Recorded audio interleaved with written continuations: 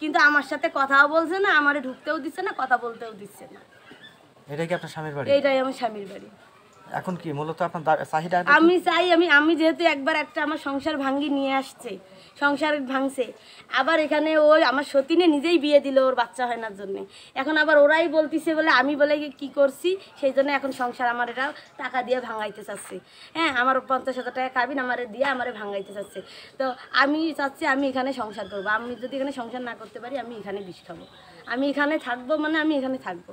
আমি দ্বিতীয়বার তৃতীয়বার আর বিয়ে করবো না। এলাকায় আমাকে মানুষ হাসি ঠাসা কত কি করছে। আমার বাপ মা বাড়িতে গেছে, বাড়িতে যা থাকতে পারেনি।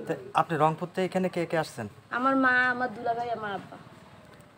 সবাই মিলে আসছেন? হ্যাঁ, আমি তো এতদিন গাজীপুরেই ছিলাম। ও আমার যে মোট কথা আপনার স্বামী, এখন মোট কথা স্বামীর দাবি আপনার? হ্যাঁ, আমি আমার স্বামীর দাবি। এখন আমার স্বামী বলে কি আমারে নাকি বলে ছাড়ি দিছে, তো সে আমার সাথে আর কথাও বলতেছে না, আমার সাথে দেখাও করতেছে না। সে যদি আমার ছাড়ি দেয় তাহলে 3 মাস পর্যন্ত তো সে আমার এখনো স্বামী আছে, তা আমি তার সাথে কথা বলতে পারি না।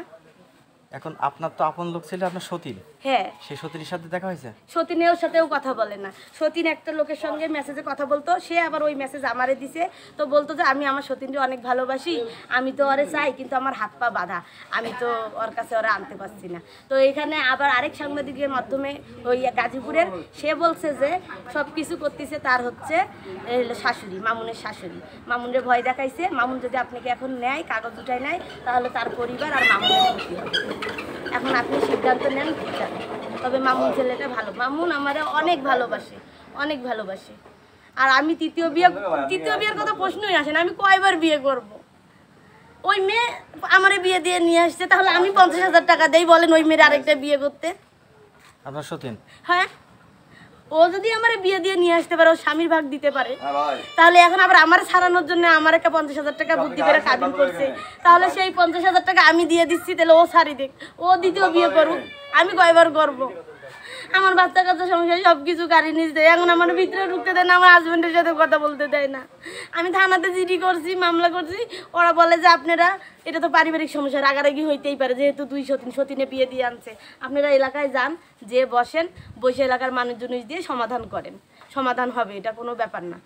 এখন লোকজন ধরছি, এখন কি বলে, এরা তো দরজা খুলে নেয়, ওরাই ভিতরে ডাকি নেয়, সতীনার ওই মামুনে কি বলে, আবার আসে, ওরা আমার বাপের কি বুঝায়, আবার ভিতরে যায়, আবার আসে, আমাকে ভিতরে ঢুকতেও দিচ্ছে না, আমার সাথে কথা বলতেও দিচ্ছে না। তো আপনার এর আগে একটা সংসার ছিল, তো একটা সতীনের উপরে আবার আসলেন কেন? আগের সংসার আমার ছিল? আগের সংসারটা আমার সতীন ভাঙছে, আমার সতীন আমার ওই আগের সংসারে আমার স্বামীর সাথে পরকীয়া করে ধরা পড়ছে।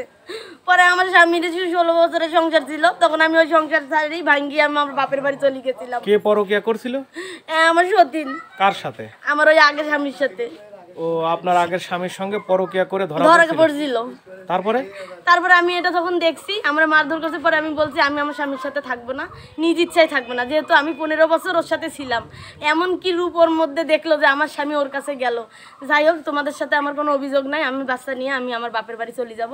পরে বাড়িওয়ালারা আমার বাপ মায়ের ডাকি দিয়ে পাঠাইছে। আমি আমার বাপ মায়ের কাছে আইসা আমার বাচ্চা কাচ্চা স্কুলে ভর্তি করাই দিছি।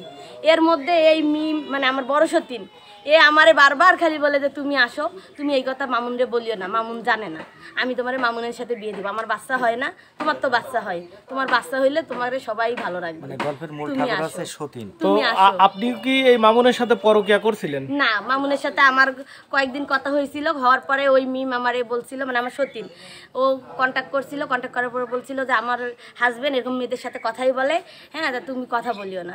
আমি বলছিলাম ঠিক আছে, বলবো না। তো আপনার সতীনের নাম কি? মিম খাতুন। মিম। আর আপনার আগের হাজবেন্ডের নাম কি? মাসুদ রানা। ও দুইজনে হচ্ছে পরকীয়া করতো? পরকীয়াও করতো না, এটা তো আমি জানতেও পারতাম না। জি, জানিও না, কিভাবে জানলেন? মানে ও আমার সাথে সম্পর্ক ছিল, ওই মিমের আমার সাথে সম্পর্ক ছিল। ওই যে যখন হচ্ছে মামুনের সাথে কথা বলাটা ও ধরছিল, ধরার পরে আমারে নিষেধ করছিল যে কথা বলিও না, আমি বলছি বলবো না, ব্লক করছি। পরে মামুনও নাকি ওর পাটা ধরি মাপসাপ চাইছে, বলছে যে আচ্ছা আমি আর ওই মেয়ের সাথে কথা বলবো না, সমাধান হয়েছে।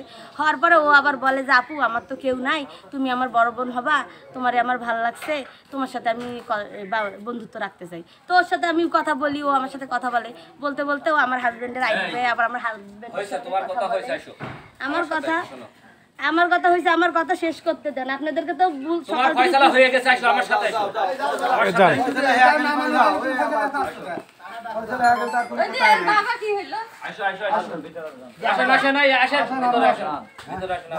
আচ্ছা আমরা কি আসতে পারি?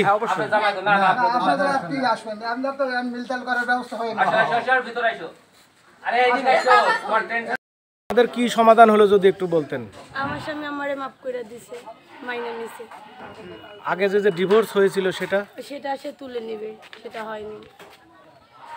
এটা কি মৌখিকভাবে মেনে নিল না কিভাবে? মৌখিক ভাবে না তো, সবাই এলাকার দশে সবাই লিখিত দিল। এমনও তো হতে পারে যে এখন সাংবাদিক আসছে, সাংবাদিকের উপস্থিতি দেখে আপনাকে মেনে নিল, পরবর্তীতে আবার দেখা যাচ্ছে ঝামেলা হবে, তখন এটা আমি তো বলতে পারি না। তাহলে আপনি কিভাবে মেনে নিলেন? কি সমাধান হলো একটু বলতেন। ওরা বললো যে হচ্ছে আমরা মানিয়েছি, বিয়ে করছে যেহেতু আমার ছেলে মাফ করে দিবে। তো মামুনও মাফ করে দিল, বললো যে নিয়ে সংসার করে খাবে।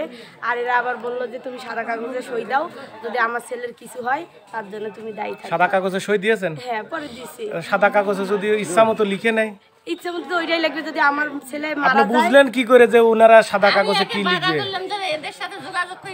ওই যে ওদের ছেলে যদি মারা যায় তার দায় আমি থাকবো, এটা তো আমি বললাম না যে না, আমি দিলাম। সাদা কাগজে তো কিছুই লেখা নেই, পরবর্তীতে লিখবে, তো আপনি সাদা কাগজে সিগনেচার কেন দিলেন? ওই জিনিসটাই লিখে সেটা রাখতে তাহলে আপনি এদেরকে জিজ্ঞেস করেন, এটা আসলে আমি বুঝতে পারি ওই জিনিসটাই আপনি দিলেন কেন? তাহলে সমাধানটা কি হলো? ওরা বললো যে হইলো মানে নিচে আপনি যে আমার হাজবেন্ড এটাকে জিজ্ঞাসা করেন, কথা বলেন না। আপনার স্বামীকে মেনে নিয়েছে আপনাকে? হ্যাঁ, যে ও জিজ্ঞাসা করেন, ও তো কথা বলে নাই, এমনিতে বলছে মাফ করে দিছে। এখন আপনি ওই যে এলাকার ও যে ওদেরকে বলেন না কি প্ল্যান করছে। এখন নিয়ে তো আমার সাদা মাথায় কাগজে ঢুকলো। লিখে নেবে, আমি আর আসবো না, দাবি সুদা নাই।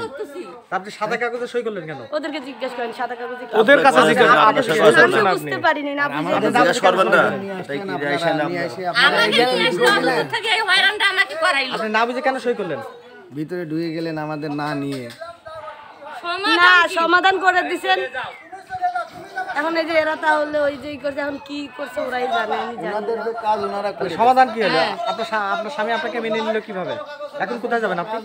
আমি এখানে থাকবো, আমার স্বামী আমার নিয়ে ঢাকায় যাবে। এখন এখানেই থাকবেন? হ্যাঁ। আপনার বাবা মা?